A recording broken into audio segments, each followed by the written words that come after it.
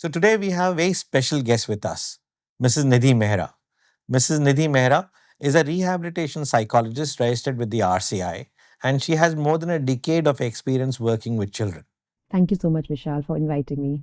Thank you. Today we will be talking about From School to Campus, a journey of a child with special needs. So let's start a conversation, Nidhi. What all disabilities are given concessions under the Disabilities Act? Right. So, if you would have asked me this question before 2016, I would have just said hardly seven. But we had a revision of a PWT Act in 2016, which is the RPWT now, and we have 21 disabilities that have been recognized. And one of the Bravo movement, especially for people who've been closely working with SLD, was that it has been recognized now under the PWT Act. So, which is very important because before 2016, when we guys were doing assessments, even if the child has dyslexia, I had to still put a terminology of either of the seven disabilities, like a mental illness and disability. So they're very two different areas, But post 2016, when it got revised, we have got now 21 disabilities. Definitely, SLD is one of it. Language disorders, another one that's been recognized now. Blood disorders, acid attacks. So there has been a huge, vast area of disabilities which are now being recognized. That's so nice. And that's very, very good sign of being a progressive society that we're covering all these disabilities now. But for our viewers, could you elaborate on SLD, please? Yeah, so now the full form for SLD is specific learning disability. Um, it has been found through data that every one child in 10 would have a sign of SLD. There could be various types. We might have dyslexia, we might have dyscalculia, we might have dysgraphia. So when we say dyslexia, it is more of a reading writing issues. We might have a child which have issues with maths, which we call as dyscalculia. We have a writing issues that could be dysgraphia. So there could be various. So the umbrella term is SLD, out of which we have various types. We have dyspraxia. It could be also where the student would have a problem in their communication skills. And using various formal tools, we can actually find out, and then we can give a child a support system in the school and higher ed space accordingly.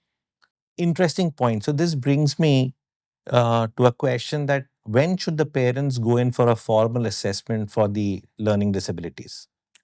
I think, Vishal, that's the question that every parent who the movement, or even the schools, a lot of times I get a call from the school counselors. A school might not have a special educator, but there are some science and academics that are coming up, and principal is confused, especially, the final PTMs during the April, that, यहाँ पे there are gaps coming up. Please go for a formal assessment. And parents are absolutely, aghast that we've been asked to go to a psychologist for some assessments. So we usually say that the moment a child is being showing a signs of gaps for more than 6 months in varied environments. So it cannot be only at school. So even there are concerns coming when, at the home, mom is teaching or a tutor is teaching. It's important to go for a formal assessment. Now, formal assessment is going to only identify whether they're actually a learning difficulty or a learning disability. So I would rather want to elaborate here, because learning difficulty could be I am going through emotional areas. There is a change in my environment. My tutor is not more the I've just changed a grade. My teacher rapport is not being developed, and that could result to difficulties, and it could be momentary change. But a disability is a neurodiversity disorder, which will not be momentary. So it's very important to identify that part right there so that we can have a remediations accordingly. Then, according to the boards, we require formal assessment again in class ninth. Now, why class 9? Because there are a lot of accommodations that come along. And whether it's CBSE, whether it's ICSE, whether it's IB, any of the boards, they need that formal assessment. So, class ninth is another point when we recommend a formal assessment. And last, in class 12th. Why class 12? Because again, for my boards and also for my journey in higher ed spaces. Today, most of the universities, so government universities under PWD already has been given a rule from the government side that there has to be 3%, a reservation for students with disability. So whether it's IIT, whether it's NIT, whether it's Delhi University, there is a reservation for disability quota. But even private universities have become very, very welcoming, and they've become very inclusive in their setup. So, it's important, and they'll only accept when you have a formal assessment, which is not older than 2 years. So, we also recommend a class ninth and reassessment done. It is very tough for a parent to accept that the child is having this learning disability, or they have a child who's with additional needs or special needs? So what is the journey of a parent in this entire process? I know it's, none of the parents would want to be called a special parent, and it is difficult. I've had parents where the acceptance is, a huge challenge. I would still say somewhere mothers, there's no gender, biases here, but I've still seen it has been very difficult for fathers to accept it. And that no, it's not possible with my child. It has to be somebody else, or there's a lot of blame game at times. But this is a call to even whether it's father, mother, either of the parents, that there could be multiple reasons why a child has learning disability or a child with autism or any of concerns. It could be genetics, it could be environment, it could be drugs. There is a lot of research happening, so we really can't blame it to one point, or we can't blame it, okay, there has been some problem from your side of the genes. So it's nothing like that. So first, acceptance need to be there from the parents. It's there, and it's not a disease. It's not pneumonia that today I'll take a medicine, it'll get fine. So also another call, there are a lot of parents who come to us, we have gone to this doctor and he said, "Kya, take these medicines for next 2 3 years and SLD will go off." So that's when they have to understand it's not a disease, it's a disorder. We need to understand how do we bridge the gaps or we take the accommodations. So just to elaborate here on this point, which is very important, is there would be some areas where we would have to take a shortcut. We don't have any other way out. That's where there are accommodations from various universities, various boards that we have. So I might have to skip off maths if I'm a dyscalculia. Why am I asked to take maths? But then through IEPs and individualized programs, I might be able to bridge something. So we'll have to figure out that what gaps we can bridge and what gaps we need to skip out. Good point, because there's another challenge comes in that if you get the assessment done at the right time and the parents accepted that there is a challenge like dyscalculia or dysgraphia or which one did you say? Dyscalculia. Dyscalculia, Yeah. dysgraphia, Dyslexia, dyslexia, dyspraxia. dyspraxia. Yeah. So if the child is having any of these or a combination of these, parents accept it, then they can move forward. And the earlier they do it, it's better for the child, because ultimately then the child, this would lead to more stress and anxiety in the child. And that could lead to some other issues. Comorbidity. So then this could lead to some other challenges in the child. And before that happens, it's much better that if a child is having a problem in mathematics, if that, like you said, CBSE gives the accommodation of child not going in for maths then. So that would make life much easier for the child, and mentally also it will be much better. Absolutely, right. Yeah, that's what, that's why we keep telling parents that please take these accommodation. If CBSE is giving it to you, there have been thousands and lakhs of people who have fought to get those accommodations on a platter for you.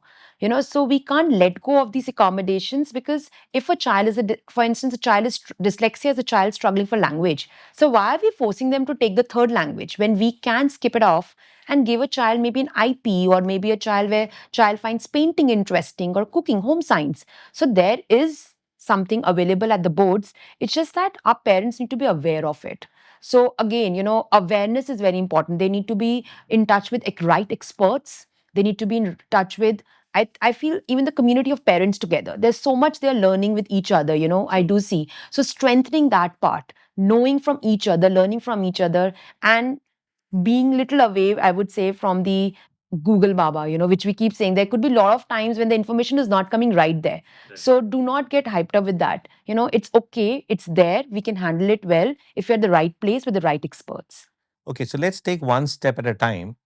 If the parent has been made aware and has accepted that there's a challenge with the child, so then what should the parent do for the right intervention to take a correct course?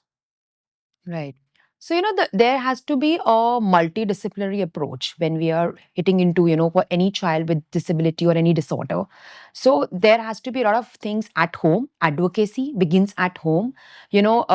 They need to work with the grandparents, they need to work with the extended family, that it's fine. There are some issues. We cannot hide this. So, more acceptance is there at home. We see eventually a much happier adult. So acceptance at home, and to go for a multidisciplinary approach. So there might be a special education required at one point.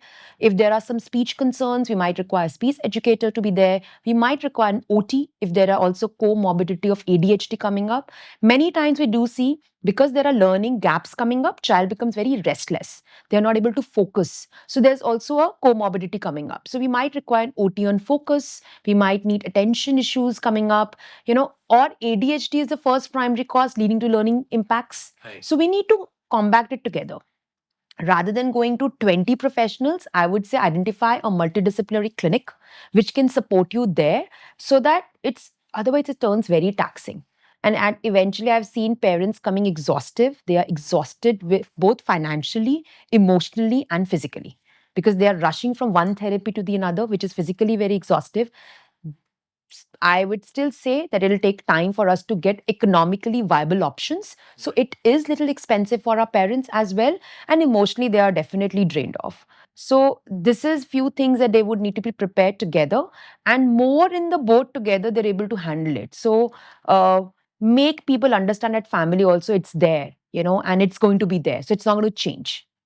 So now that you have very well explained that CBSE and other boards give a lot of accommodations to children with disabilities, but what about the college life after that? And what is the process for the child to go into college admissions?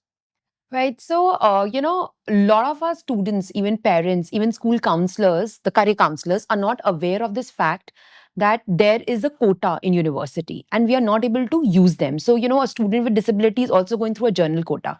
But as I said initially, also, there in all government universities, there is a disability quota which is getting unused.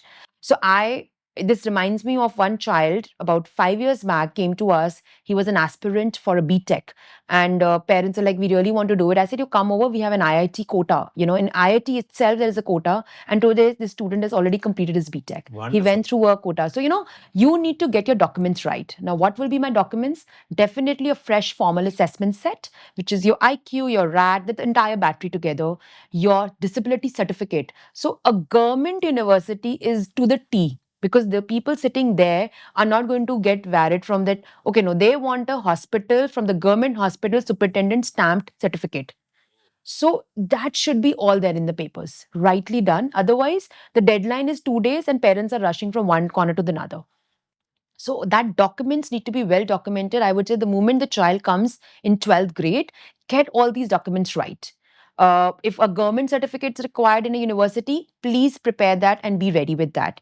If the fresh formal assessments, a lot of places they do not accept assessments older than 15 months. So stick to that timeline.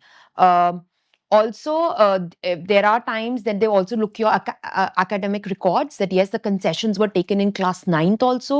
It has been happening since past. Keep those documents right for them. So that's important. And also at that point, sit along with your career counselors, your school counselor, and your special ed to figure out, am I really meant to take BTech or a professional or an academic course, or should I go for a vocational degree?